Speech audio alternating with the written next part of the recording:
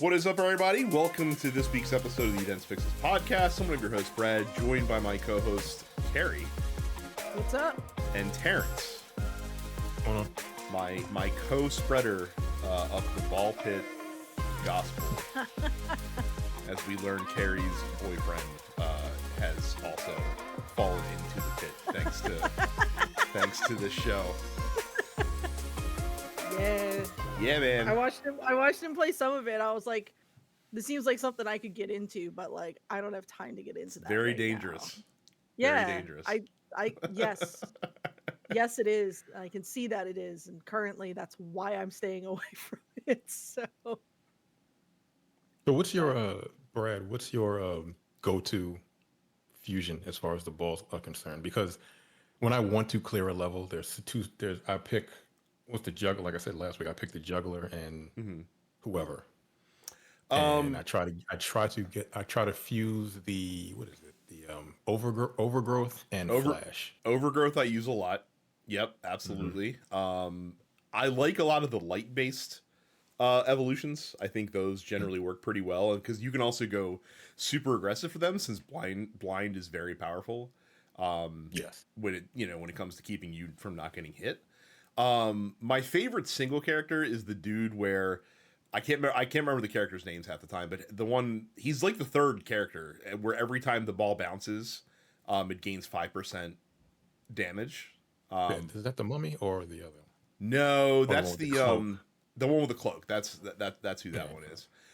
So I like him a lot. I really like the scientist as well, who has like the weird gravity on the balls where they just fall towards the back of the screen incessantly. He combines well with a lot of different characters.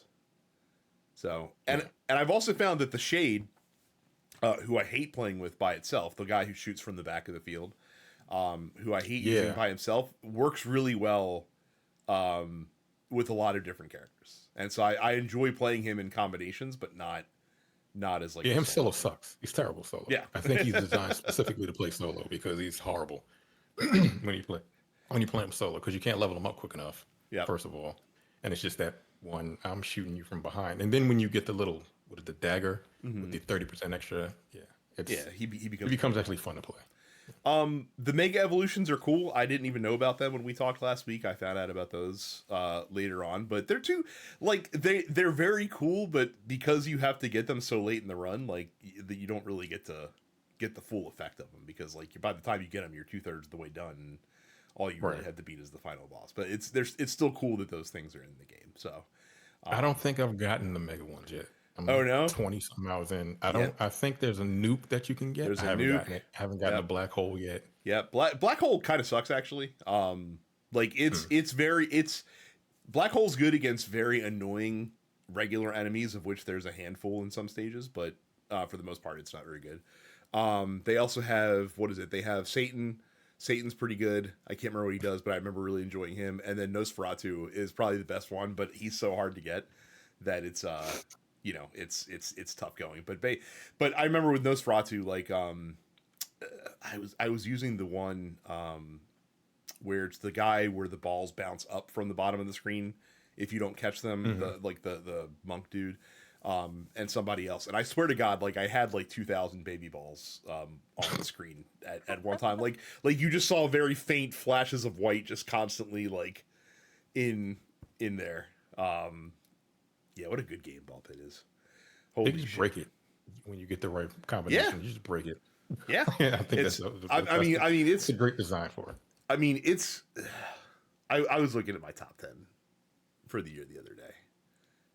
It's gonna be a crazy year. Huh? God damn. Got 10. a lot of preconceptions that I had earlier this year might be incorrect. So we'll see how that goes. We have other games to talk about, but let me take care of some housekeeping first. Of course, don't forget, if you're not part of our Discord, go to densepixels.com/fans. You can join up there and chat with other listeners of the show and us. We're in there quite a bit as well.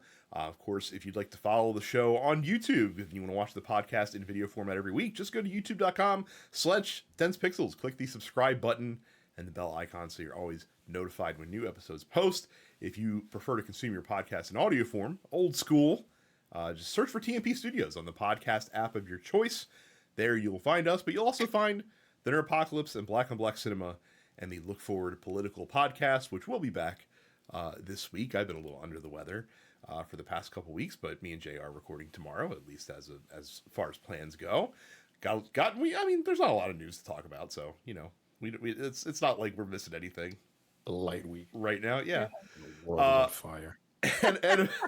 And of course, if you'd like to support the TMP Studios network with zeal, go to densepixels.com/premium, and it's just $5 a month to contribute to your favorite independent media podcast network.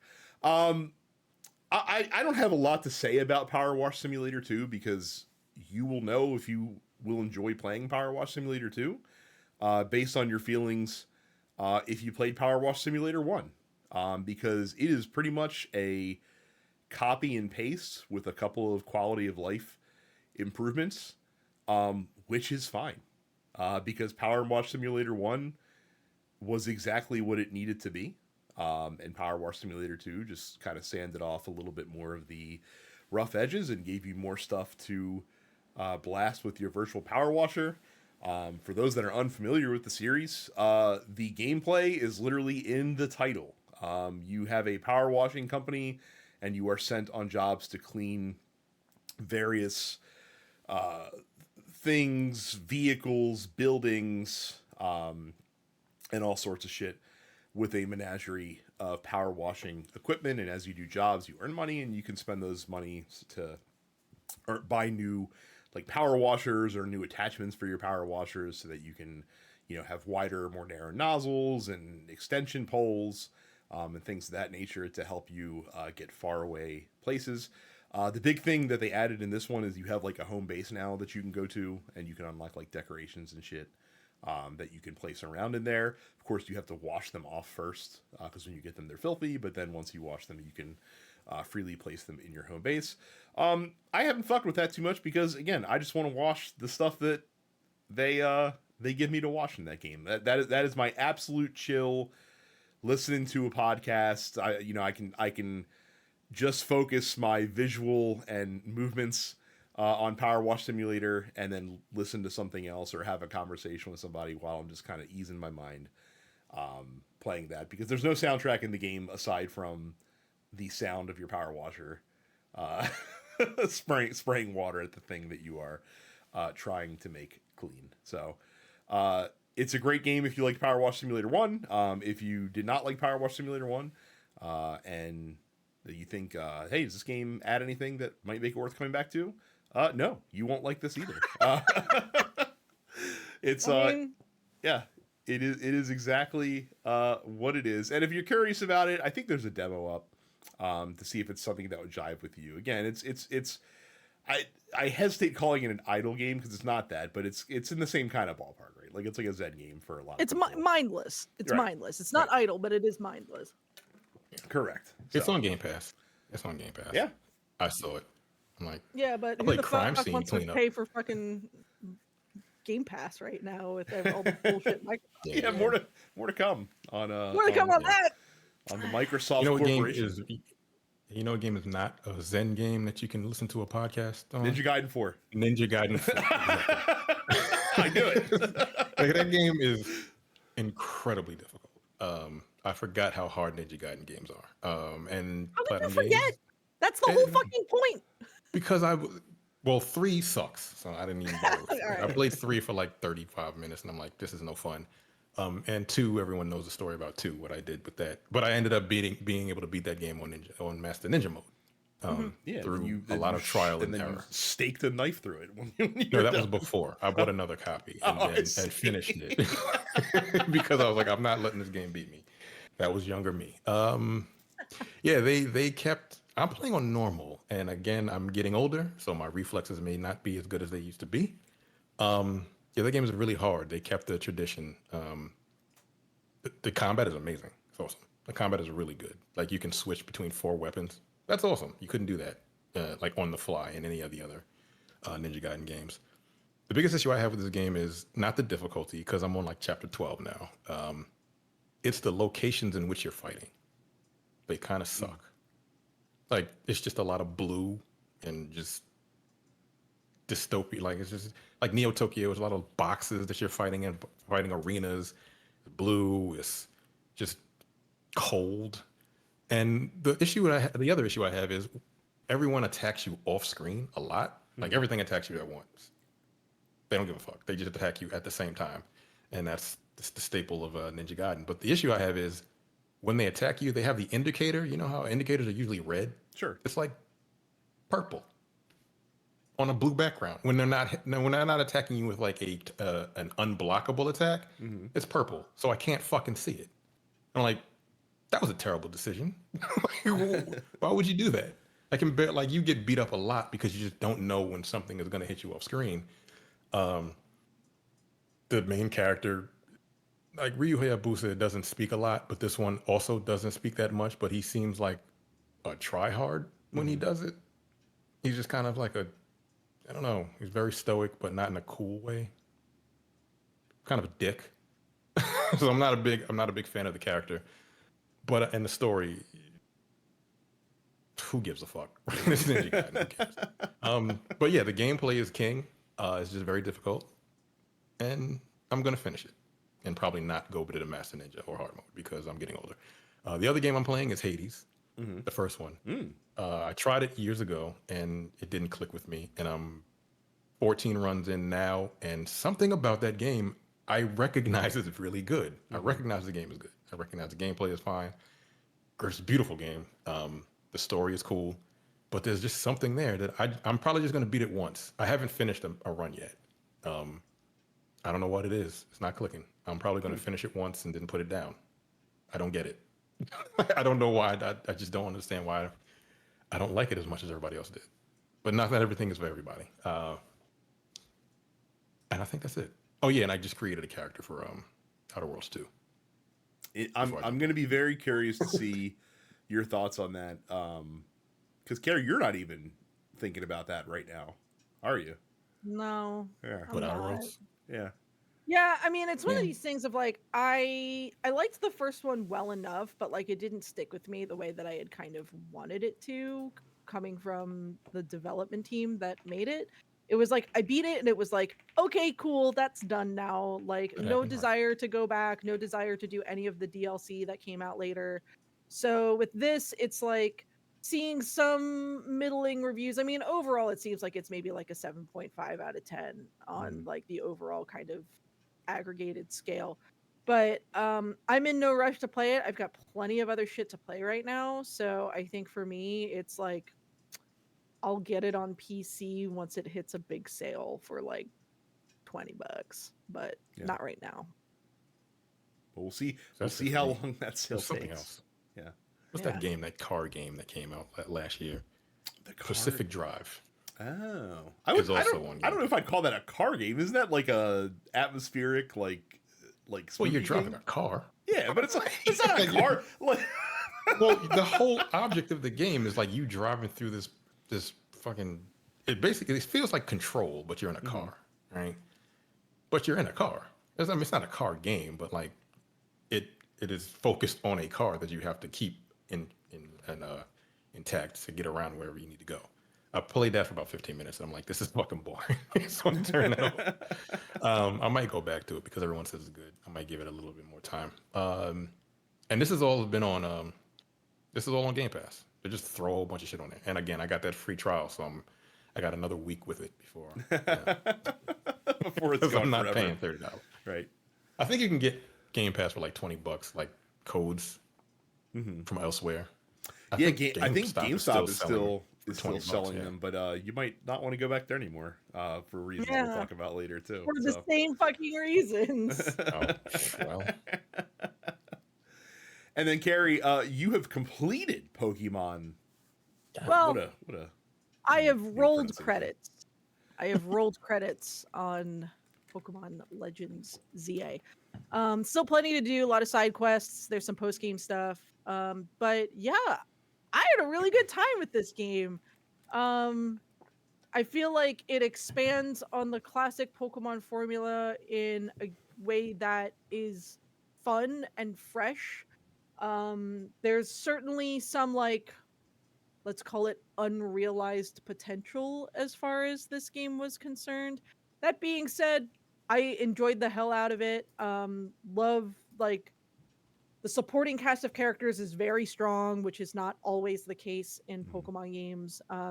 It's not too many major characters. It's like it's just the right amount, and they all seem pretty distinguishable and well-rounded and three-dimensional as, like, well-written characters, which is great. Um, yeah, I enjoyed X and Y when X and Y came out, however long ago it was, you know, fucking, you know, 12 years ago, something like that. It's been at Yeah, least that long. Like, it it was a has. there was a 3DS game, but I'll look that up. Yeah, 2013, so it was 12 years ago. Um, but, like, X and Y were never really, like, my favorite. Like, I enjoyed them, but they didn't stick with me the same way that, like, Gen 2 stuck with me, right?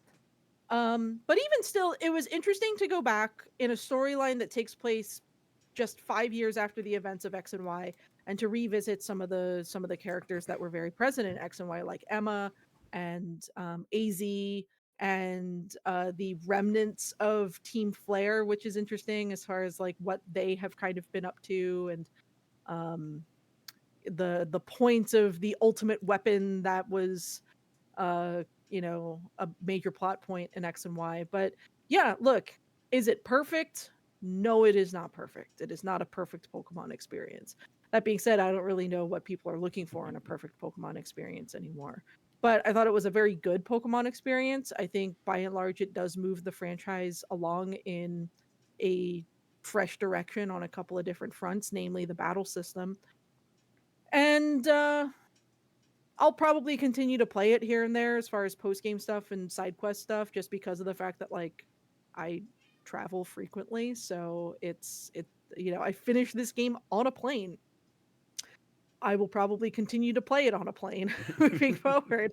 But yeah, it was the climax to this particular story was a lot of fun.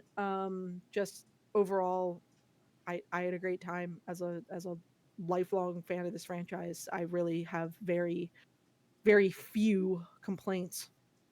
It's funny So because yeah. I was thinking about this today, because this kind of mirrors. So, like, one of the other things I've been playing a ton of is I've been still playing a ton of Civilization 7, Mhm. because that I like that game a lot, and they've been putting out a lot of really interesting updates to add kind of new wrinkles to the gameplay and new civilizations and new leaders and stuff like that, and free updates, by the way, not just through paid DLC.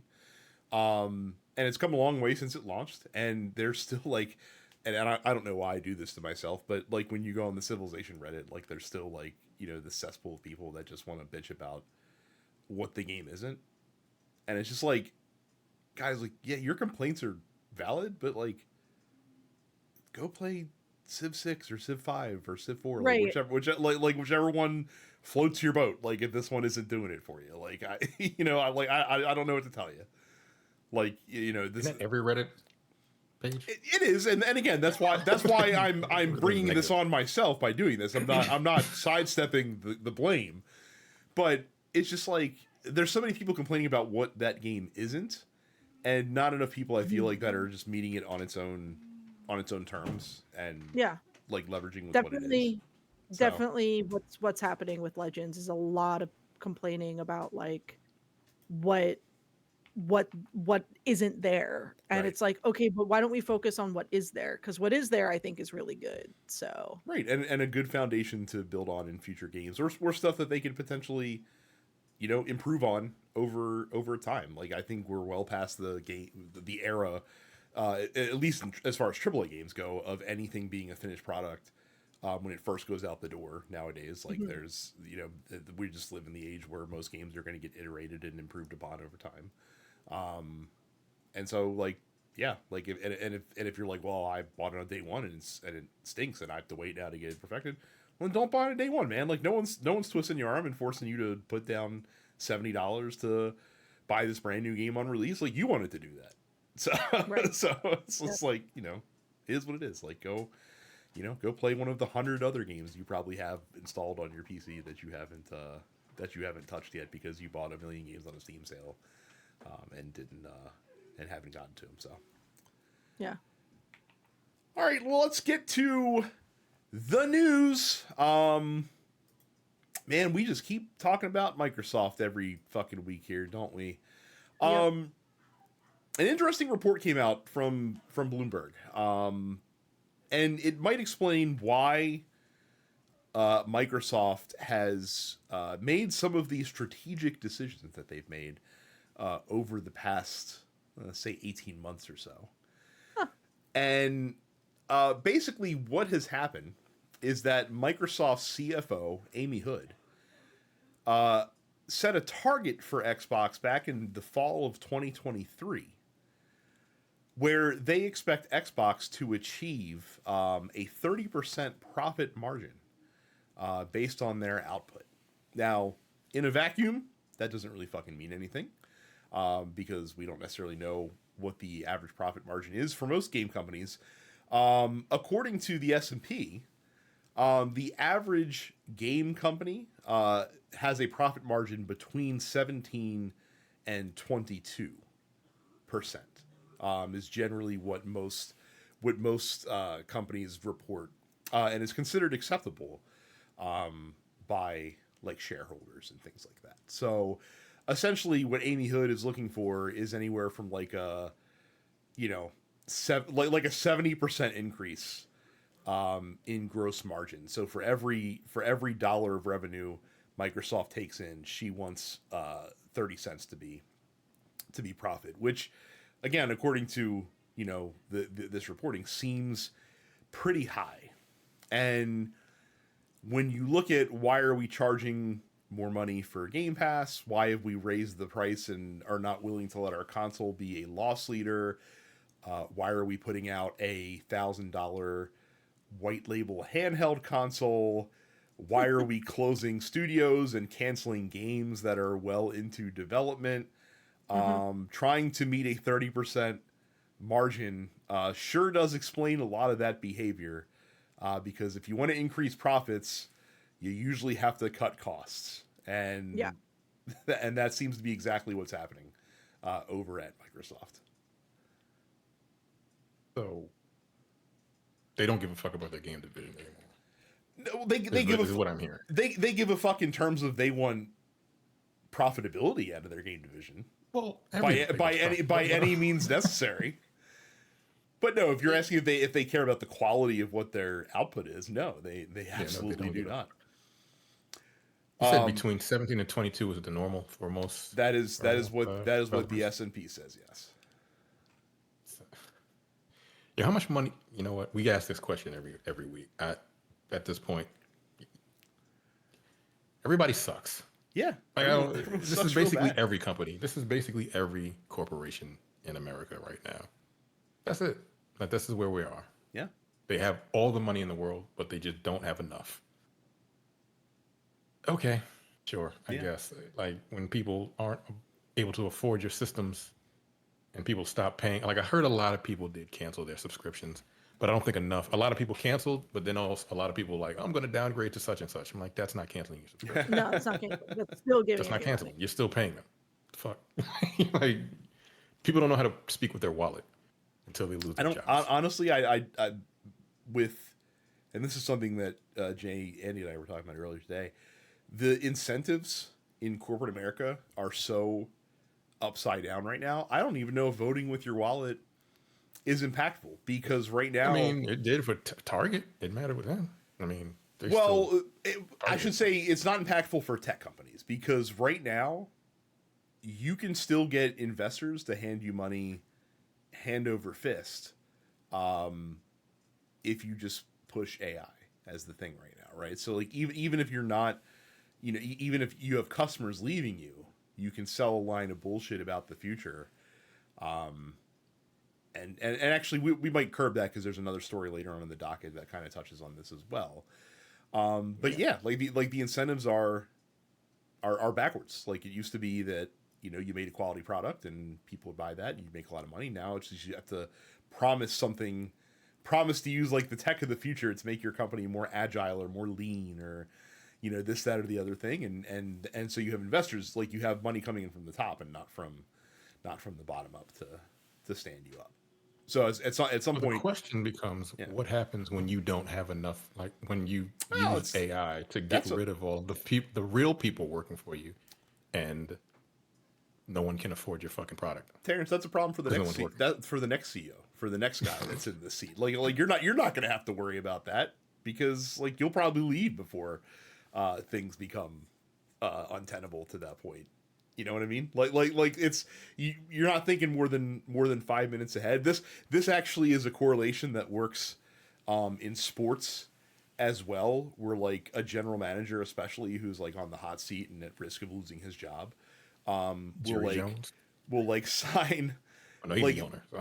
They'll sign like ridiculous contracts to like players who might not really be worth it, or they'll make like a silly trade to bring somebody in, but like mortgage their like farm system and like the next class of players coming up, because that's the next guy's problem. Like if I'm not successful, I'm going to get fired anyway. So I might as well like bet the farm on myself and let the next guy worry about the cupboard being bare when it's time to rebuild this. Is that what Triple H is doing right now? I mean, who knows? God. Who knows what the fuck they got going on over there, man? But anyway. Yeah. So I mean, before they sell it to the Saudis. I'll give Microsoft some advice. I mean, if you want your games division to turn a 30% profit, maybe don't spend $69 billion on acquiring. Essentially one game. Really, I mean, if we're being honest about that, yeah, that's what that was all about. So I mean, that's, you know, but who are we? But just meager workers toiling the soil, while the smart people playing games for a combined 100 years. Yeah. But hey, Terrence, if you need more reasons to continue to not want to support Microsoft, you may have gotten a couple more of them this week. Now, this isn't directly their fault per se, but you know we'll loop them into the story.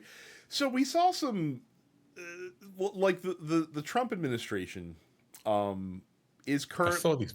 I saw. Yeah, I posted it on my Facebook page. I'm like, I couldn't believe it was real. But yeah, continue. so the Trump administration's social media apparatus is currently filled with like right wingers aren't good at like memes, right? Like they like memes that like they're like, oh, this is very funny, and it turns out like most of them at best are like extremely cringy, and at worst are just extremely racist, or you know xenophobic or what have you. Yeah. But I guess that they couldn't resist promoting Trump the Ender of Wars this week. So one of the big announcements that came last week was that they're remaking a new version of Halo Combat Evolved, and it is going to release on all platforms, including the PlayStation. And so as a result of this, GameStop, also owned by like a right-wing crypto asshole, put out a very cringy like statement where they talk about like declaring the console wars like finally over and this, that, or the other thing. It just like very dumb, like early 2000s coded bullshit that no one really gives a shit about anymore. To which the White House then tweeted out from their press account an AI generated image of Donald Trump in Master Chief's armor, with the caption "Power to the players," which again very lame and cringy, just using GameStop slogan. And then GameStop replied to that with another AI generated image of like Donald Trump and Master Chief shaking hands in, you know, for ending the console war, I guess. Like Donald Trump wants to claim a ninth war to add that he supposedly has ended while in office. Because the console wars were still totally going on. Sure, yeah. Like that was the thing that we all care about very much still in the days where PC is just growing exponentially as far as like a market share and things like that. But anyway, and then on top of this, the following day, the Department of Homeland Security put out a social media post on their platform that is an ICE recruitment ad that says "Destroy the Flood," and they captioned it, "We need like finishing this fight," with a picture of Master Chief and a warthog on a Halo ring, alluding to their belief, I guess, that undocumented immigrants are somehow analogous to like a hive swarm of creatures from a video game. So that's cool and dehumanizing. Gross. Fun stuff. Yeah. So Microsoft's been asked for Underneath comment. Destroy the Flood, it says joinice.gov. Right. Mhm. Right. Because they're Right. trying to appeal to the lowest common denominator of Chud, who would be activated by, a Halo post in 2025, even though Halo hasn't been incredibly Culturally relevant for They a don't, dozen they years. don't need a Halo More. post to do that. I've seen like every morning I see like 5 or 6 videos of ICE running people over, crashing into people, pulling people out of schools, Side note, real throwing quick. women to the ground. They all beat their wives if they. No, they if even absolutely have, all do. You know. And they join ICE so that they can mask up and beat civilians. I would snatch their masks off. They'd beat the shit out of me, but I'm snatching masks off so everybody No, sees them absolutely. fucking fuck out of here. just as a real quick note, I am aware that our podcast is on places like Spotify. Mhm. And just so dear listeners, you at home are aware, we have no influence on the types of ads that run on Spotify with this show. And unfortunately, Spotify has chosen to run recruitment ads for ICE as well. So if you are listening to this podcast and you hear any pro ICE, pro white right wing bullshit, understand very clearly that we do not condone that. We do not fucking want that. And Also, fuck Spotify for let us doing know it. And because we do. I mean, we don't have direct control, but we can yell about it a lot to Spotify and our web hosts. a lot of people have, unfortunately, Yeah. and a lot of people with much bigger audiences than we Yeah. have already yelled about it, and Spotify's not budging. But So that's exciting. regardless, yeah. So Microsoft's been reached out to for comment about this. Of course, they aren't commenting because why would they? Because they're afraid of Everybody's a bunch of fucking cowards. Right. yo. They're Just- Yeah. well, not only that, but they Silence also is complacency. Like, not only complacency, but I mean they're complicit because I mean Microsoft was one of the companies that have donated to according to a report from the Trump administration, Saddam-esque ballroom that Donald Trump is trying to build. His words, not mine. the Epstein ballroom. Yeah, the Epstein ballroom, exactly. So that's a thing that's a fact that you have to level with. Now, fortunately, the co-creators of the series were reached for comment, including Marcus Leto and Jamie Greismer, who basically denounced this in the strongest possible terms and said, it makes them sick, and especially the ICE piece of it, where again, you're literally just dehumanizing folks that are coming into the country, and being rounded up by what amounts to like a Gestapo stormtrooper force, who are shielding themselves and not identifying themselves in any way, and apparently are trying to be given carte blanche by this administration. So, it's gross. Unfortunately, again, as we talk about on the show all the time, you can't avoid politics no matter how much you want to, even in video games. So look for this administration to continue using very cringy memes and relations to promote their agenda that they're trying to push forward. So it sucks and I hate it. A bunch of racist children run this country right now. Yeah. Yeah. Mhm. What the fuck? I mean, Ooh, I can't remember who it is on Blue Sky, but someone basically said, like, if you look at anything that like the right wing does, that especially the folks that are in control right now, I mean, just apply it to it's the 12-year-old theory of running government. Like, is it something that it sounds like a 12-year-old would say or do?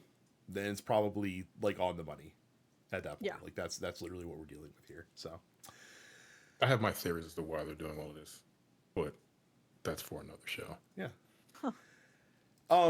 We have kind of ceased talking about layoffs as much as we used to in the company, just because it's never ending and it's all we talk about on the show if we called it every instance of it. And there's been a couple of really high profile instances of it that we've seen. Amazon, for example, is basically shuttering like their 30,000 people? AAA games division.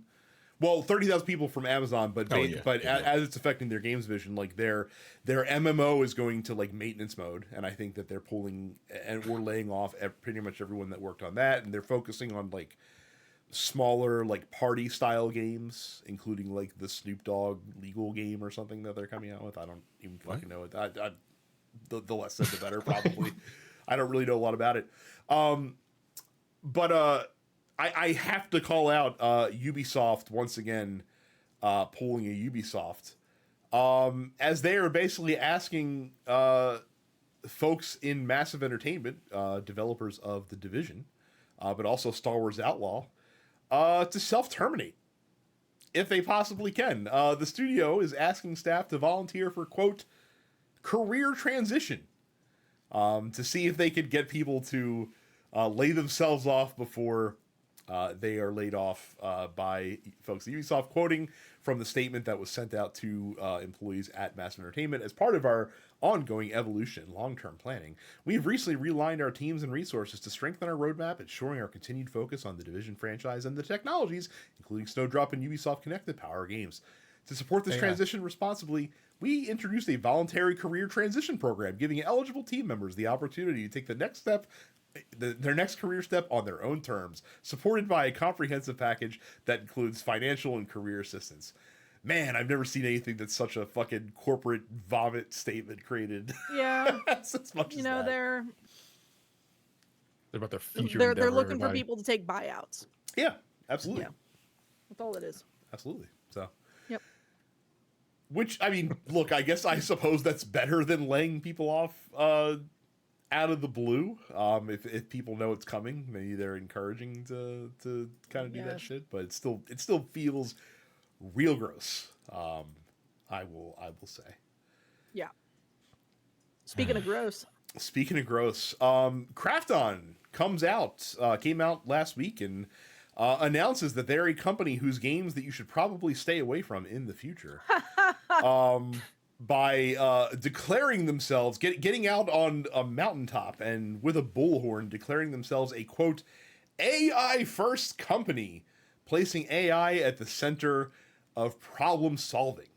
Krafton is the publishing owner of PUBG and Subnautica 2, and also 11th Hour Games, who makes Last Epoch, which is a game that I actually quite liked, at least as of to now.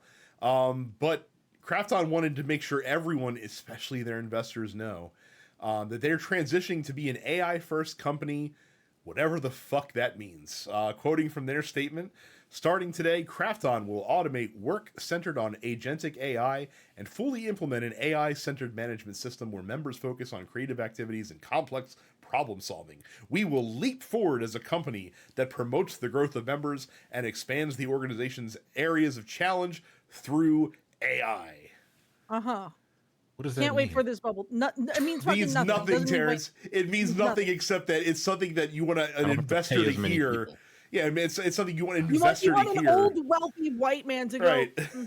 go, okay, and then hand over another several $1,000s. No, like it's all fucking corporate jargon, and again, this bubble will burst. Oh yeah, because it's gonna be terrible when it does. it's Holy not shit! an if. It's not an if. It's a when. Because again, none of these AI companies are turning anywhere close to a profit. And the people who are really engaging in generative AI are not going to be able to see a profit from that use. They will only see very short-term gains by nature of laying people off and replacing them with AI. But once, the public opinion of AI is already bad and continues to get worse. Look, again, if you use AI, your feet stink, and just don't do it. It's so easy to just not do it. It's so easy to not do it. Like, I don't think there's ever been a greater argument for the existence of a human soul than generative AI outputs, because the art, the visuals, any kind of AI music, AI videos, it is all completely soulless. Yeah. And you know right away when you look at something, if it's a chat GPT output or not. Because it's lifeless, it's soulless. And I'm tired of hearing people being like, but I can't draw. You won't draw. You can't, it's not that you can't draw, you won't draw, you won't write, you won't make music. I did not become a pretty solid fucking bassist that can play everything from prog metal to 70s funk to classical music because I snapped my fingers and I made myself do it. I've so far put in 25 years of practice and counting. You want to draw? Fucking draw. Fucking do it. Take a class. You want to write? You want to write a novel? Fucking sit down and write a fucking novel. Take the time. The process is the point. If you use Gen AI for art of any kind, fuck you. End of story. Sick of it. There's two anecdotes that I wanted to mention about AI.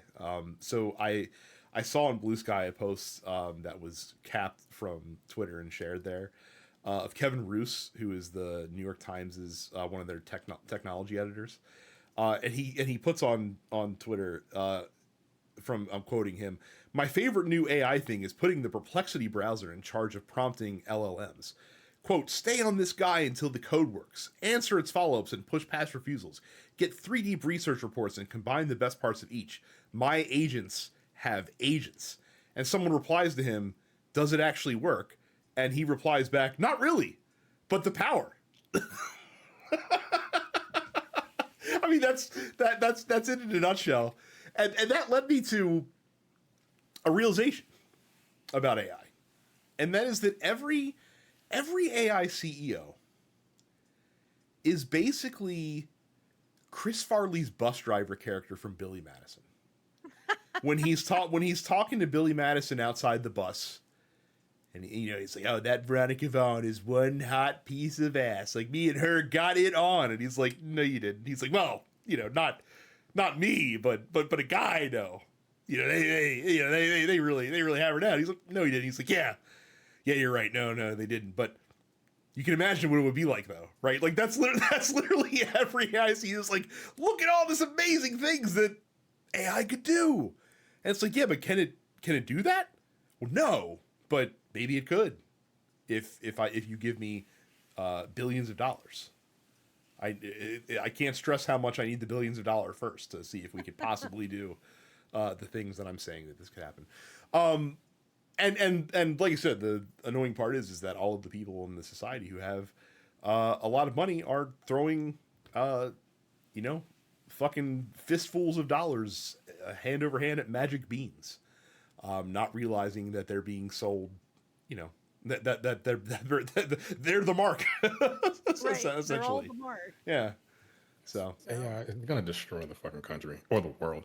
Yeah. Have either of you heard of Sora? The AI Yeah. Sora? Yeah. Yep. I've noticed, and this is not about video games, but I've noticed something that people are using that for, and it's for way more nefarious reasons. I'm black, as you can see, and I've noticed that people have created AI prompts of like black people doing incredibly ignorant shit, but it looks like and they cut the Sora off, so you can't see, and it looks real. Yeah. Like it's very difficult to tell some of these, and you have to listen to the voices because they still sound like they're coming through like a fucked up microphone. But like they're showing black people in like incredibly like fucked up light, and they're just posting them all over the place, and people think it's real. And like you see white folks, that's another thing that AI is being used for, to make us look like shit as per usual. I hate it here. I really do. I hate everything right now. I hate the fact that they're going to destroy the thing that I love with AI, or just there's going to be no soul in video games sooner rather than later. It's just, I don't know, man. It's just I think weird. my It was favorite a thing though is interesting the world. the people who are so pro AI in video games. They're just like, well, it's not going away. You're just gonna have to deal with it, and you're just Right. gonna have to play games with AI. As if No, I no, don't I have don't a actually. million games in my backlog Like, do you know from the how last many games 40 exist? fucking years Yeah. of history. I had a Super Nintendo here I could play for the next 10 years and be set. Like, I'm good.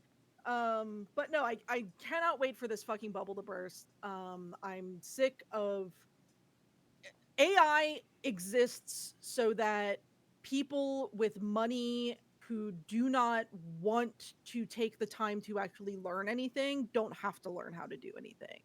And it is taking money away from people who do know how to do things like make music or make art or write. I absolutely lost my last job to ChatGPT. It is, it is not a coincidence that I and the other writers all got laid off around the same time that they decided to promote someone to a new director of AI positions. And I have checked my company's public facing websites, and I have run every single blog post and every single new website through ChatGPT detectors, and every single one of them is a ChatGPT output now. Of course. So fuck you if you use ChatGPT. I hope you get fucking foot fungus and that all of your coffees are lukewarm forever. Your As breath someone who doesn't stinks. drink coffee, I don't understand that.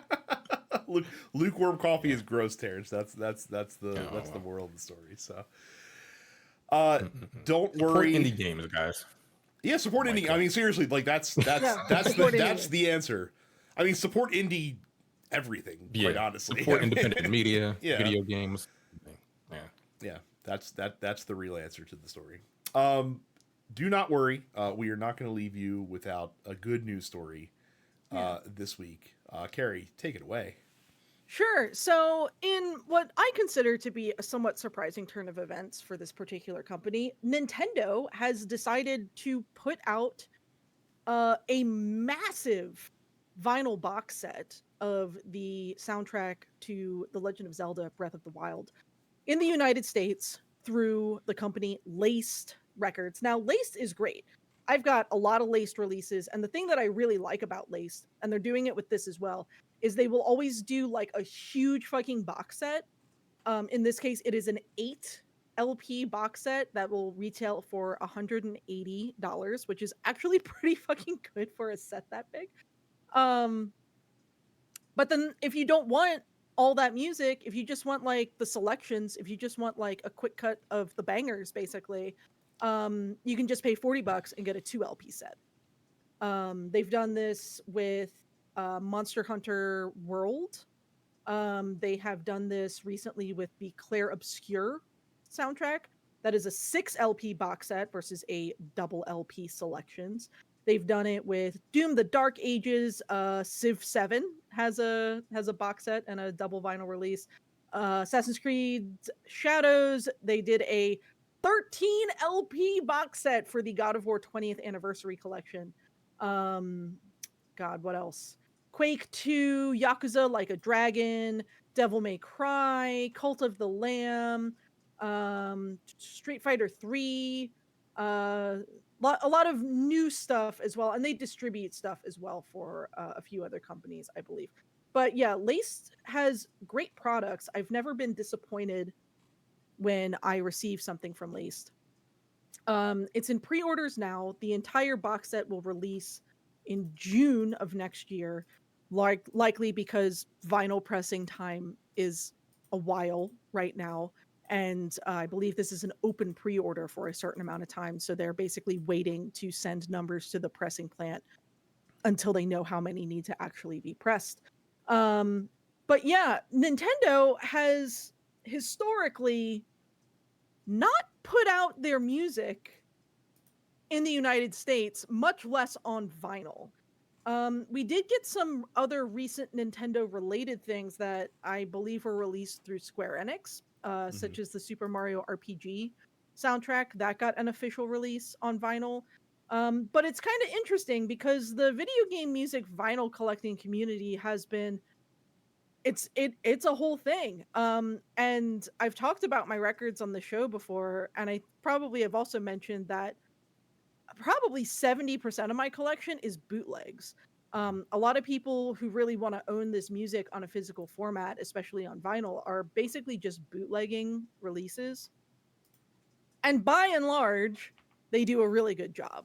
So I technically already own most of the music of Breath of the Wild on vinyl. I just own it in a bootleg format. That being said, I'm probably still going to pick this up because I want to encourage Nintendo to continue to put things on vinyl. And I think it's important to buy the official releases when you can. So yeah, this is interesting. All the track listings are out. It's uh it's just it's a really cool thing that Nintendo is doing, and it's not something that I was going to ever expect them to do. So I hope that this is successful enough for them to want to do more of this in the future.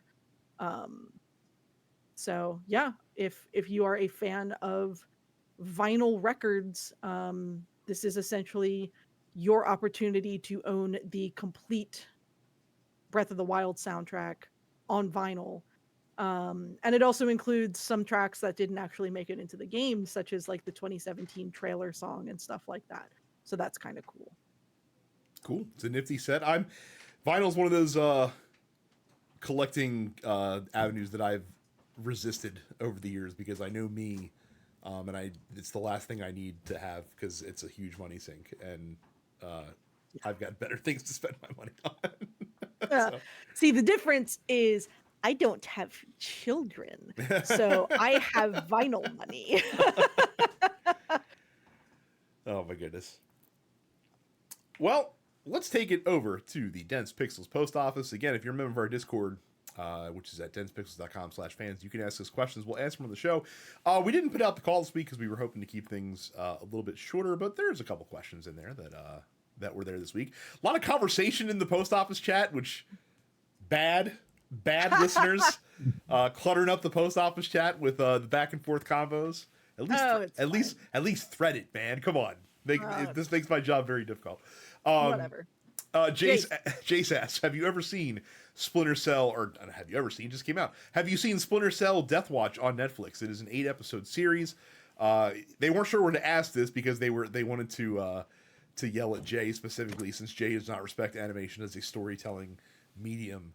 And they say it's very good. It's a lot like Reacher and Jack Ryan with a lot more animated violence. I have not seen it because I don't have a Netflix subscription. So I do have a I didn't know it Netflix. existed. Yeah, I do have a Netflix subscription, and I was not aware of this.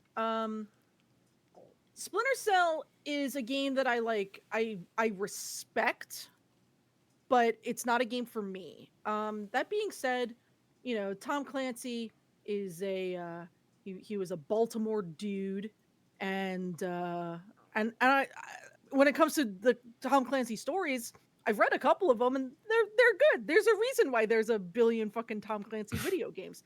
And looking at the voice cast, you've got Liev Schreiber as Sam Fisher, which I think is an interesting casting. That's cool. So, What I was about to ask is Michael Ironside Sam Fisher, and you just answered my question. No. So So he's too old, Terrence. Here's the thing: So what?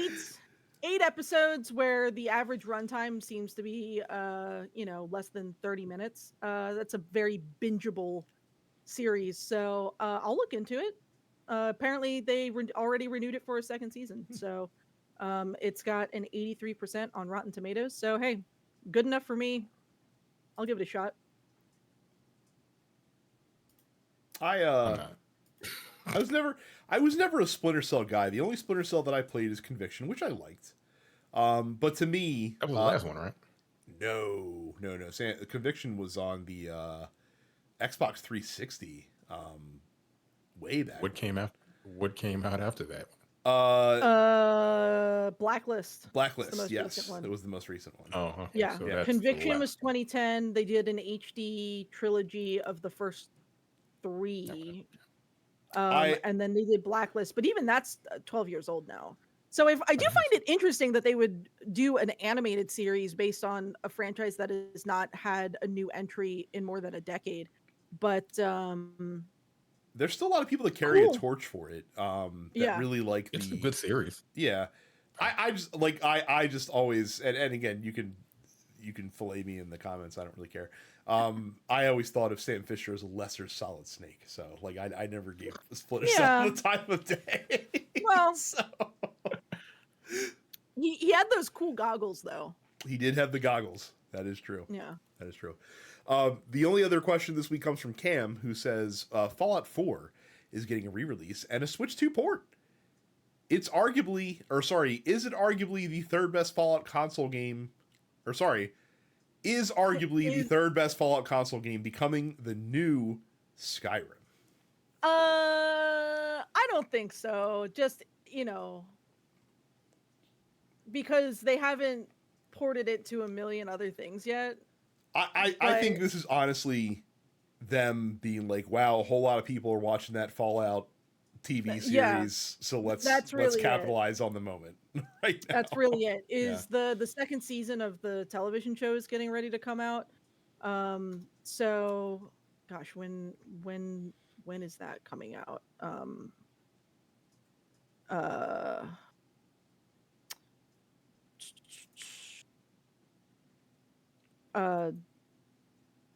December 17th, 2025. So yeah, I think that this is probably just them wanting to have something fresh and new for people who are coming into the franchise via the series. That being said, for as much as it is the third best console Fallout game after 3 and far after New Vegas, I revisited it somewhat recently. I guess that would have been like 2 years ago where I went. Was it last year? No, it was last year. It was right after the first season came out. And so so that would have been like spring of 2024. I was like, "Oh, I should play Fallout. I haven't played Fallout." And I went back and I revisited 4 and then I revisited 3. And 4 I think got a bad rap when it first released. Cuz I don't think it's a bad game. But they did make my favorite skill, which is charisma, completely fucking useless. You can just quick save and quick load and brute force your way through any kind of charisma check if you really want to, instead of you needing to have it at a specific level. But I would have loved a New Vegas remaster announced, because season 2 of the series is clearly going to be in New Vegas. So that would have made a lot of sense, but they didn't do that. Obviously, far more work to remaster New Vegas at this point than it is to just, port 4 to Switch 2 and do like an anniversary release of a game that was already fairly modern. But yeah, I wouldn't say it's becoming the new Skyrim yet, but they're definitely running out of things game-wise to show off until they put out a Fallout 5. Though I guess like 76 is worth playing. I haven't played it in a while. But apparently 76 is like I heard it got a redemption story. Yeah, in the same way that No Man's Sky got a redemption story, right? Like there's been a lot just of came out with new content. He just put out a new content. Yeah. That game is 7. What is it? 9 years old. Yeah. 9 years old. 9 years old. I think, if I recall correctly, I think they put out like literally 24 major updates for No Man's Sky that all add like significant new things to do in the game. And it's funny because, again, like, looking back, like, Sean Murray was, pilloried for overpromising and underdelivering when No Man's Sky came out. And it truly is funny just to see the flip side of fans now begging Sean Murray, be like, let us give you more money, like please, like you don't need, literally, like you don't need to do pay this for any anymore, of the Sean. updates. Like we want to pay you, and he's like, no. He's like, we're gonna They're like, continue. we're good. Yeah, like well, because the game still sells. Is the thing. Like I think that game still charts reasonably well for digital sales. So I don't, trust me, they're getting more money, just not from people that have already bought the game. So Yeah. And not a single one of those updates you had to pay for. Yeah. All free. it's insane. No. Unreal. Very much. I wonder the what their same new with game is going to look like. 76 though. So That's true. You know, That's true. That's what they do with 76 know. as well. So oh, when Light No Fire is going to come out, I'm not Yeah, sure. whatever it's called. Yeah. I'm not sure. So, but Because if they've been updating this game and also making that game on the side, they're probably just taking everything they've learned from No Man's Sky and just throwing it in there. I want to see what this game is going to be like. Because again, No Man's Sky, I tried to play it like earlier this year. I was like, I don't know what the dude, fuck. I have tried 4 times. I've gone back into that game to try to, and started from the beginning to try to just like get to grips with it, and just like, I don't know, that type of game just isn't for me, man. Like I need more of a direction to be pointed towards than that game gives you. I put probably 100+ hours into it before they started adding I was probably like 10 updates in, and then I stopped, and then I went back to it, and I'm like, I'm lost. I have no clue what the fuck anything does anymore. Everything like looks so different. It's 90 crazy. hours into No Man's Sky before they started updating it, and then like I tried to go back to it, and it was too fucking much, and I just uninstalled. I was like, no, Yeah. I can't. I have about 50 overload. hours between all my plays. My problem is that I have a hard problem like moving on to new pastures. Like when I start like doing stuff, like I want to start to do a lot of things in one area, and it's not necessarily a game that rewards doing that, at least not till you get to a certain point. I think the point of that game is really to find your ideal. Well, no, I guess the point of that game is to figure out like what part of the game you want to engage with, and then go engage with that game. Like now, like the new thing they added, I think, is like you can now like salvage like old ships and like investigate derelict ships that you find out in space and stuff like that to get like. No, that was like last year. Oh, that was last year or something. Okay, cool. I can't even keep track. You're like 4 fucking Right, I updates can't even behind. keep track of Now these you can like features. upgrade your frigate to have other people on them and shit like that. It's so It's much. so much. Man.